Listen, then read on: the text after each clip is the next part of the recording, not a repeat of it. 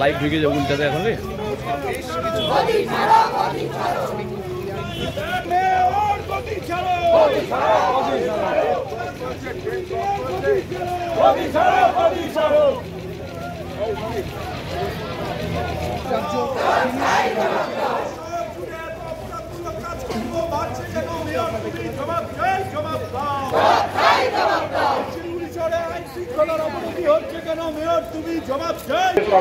এদিকে দাঁড়িয়ে করুন মিছিল দিয়ে যারা আছে তারা এই সবাই বসে করুন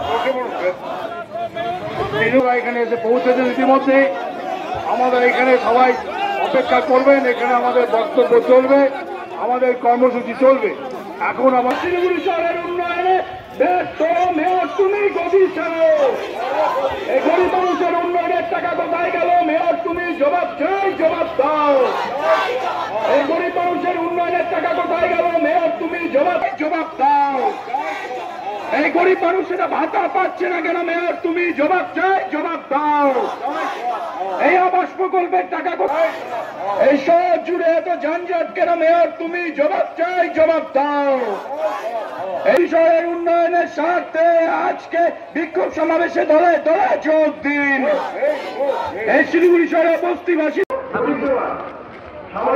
আজকে মূলত আমরা এখানে ভারতের কমিউনিস্ট পার্টি মার্ক্সবাদী দার্জিলিং জেলা কমিটির পক্ষ থেকে কর্পোরেশনের সার্বিক ব্যর্থতার বিরুদ্ধে আমাদের আজকের এই প্রতিবাদ সভা এবং 10টা দাবি আমরা উত্থাপন করেছি গোটা নগরবাসীর কাছে এবং আমরা প্রত্যেকের সমর্থন চেয়েছি।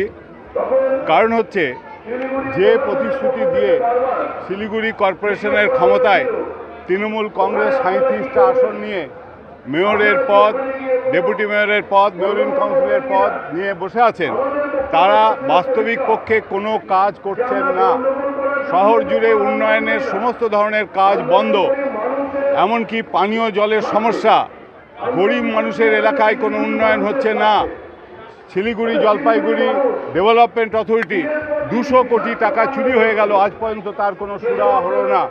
গরিব মানুষের যতগুলো প্রকল্প ছিল সেই প্রকল্পগুলো বাতিল করে দেওয়া হয়েছে, কর্পোরেশন সেই প্রকল্পগুলোর কোনো দায়িত্ব গ্রহণ করছে না। মানুষকে পাট্টা দেওয়া হবে বলে বারবার করে মানুষের সামনে বলা হয়েছিল, কিন্তু সেই পাট্টা আজ পর্যন্ত প্রদান করা হলো না।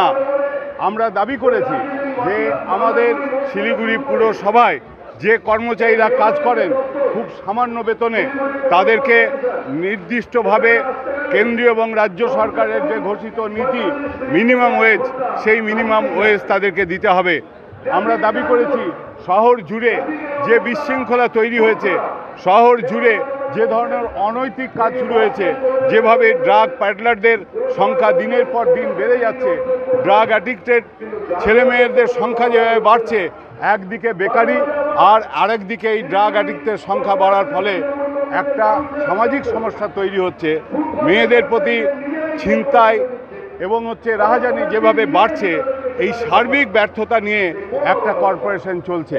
দেখবেন 10 কোটি 12 কোটি টাকা খরচ করে কর্পোরেশনে বিল্ডিং তৈরি করা হয়েছে, কিন্তু কোটি কোটি টাকা, প্রায় 100 কোটি টাকা বাকি রেখেছে, কর্পোরেশনে কোনো কাজ হচ্ছে না। অর্থাৎ এই যে কর্পোরেশন চলছে, এই কর্পোরেশনের কাউন্সিলরদের বিরুদ্ধে, মেয়র কাউন্সিলের বিরুদ্ধে, মেয়রিন কাউন্সিলের বিরুদ্ধে দিনের পর দিন যে সমস্ত অভিযোগ পত্রিকার মাধ্যমে আসছে, সেগুলো ব্যাপারেও কোনো পদক্ষেপ গ্রহণ করা হচ্ছে না। আমরা দাবি করেছি যে এদের বিরুদ্ধে ব্যবস্থা গ্রহণ করতে হবে, আর যদি এদের বিরুদ্ধে অভিযোগ সত্য না হয় তাহলে কর্পোরেশনকে বলতে হবে এই অভিযোগটা মিথ্যা, তার প্রতিবাদ করতে হবে। সে কাজও তারা করছেন না। আমরা সেই জন্যে বলতে চাইছি, এই 10 দফা দাবি নিয়ে আজকে মানুষের যে আন্দোলন, শহরকে বাঁচাবার জন্যে শিলিগুড়ি শহরের যে ধারাবাহিক উন্নয়ন, সেই উন্নয়নকে অব্যাহত রাখতে আমরা গোটা শিলিগুড়ির মানুষকে আজকে সমবেত করেছি। অবস্থান বিক্ষোভ করে আমাদের দাবি একদিকে কর্পোরেশনকে জানাবো, একদিকে গোটা শিলিগুড়িবাসীর কাছে জানাবো।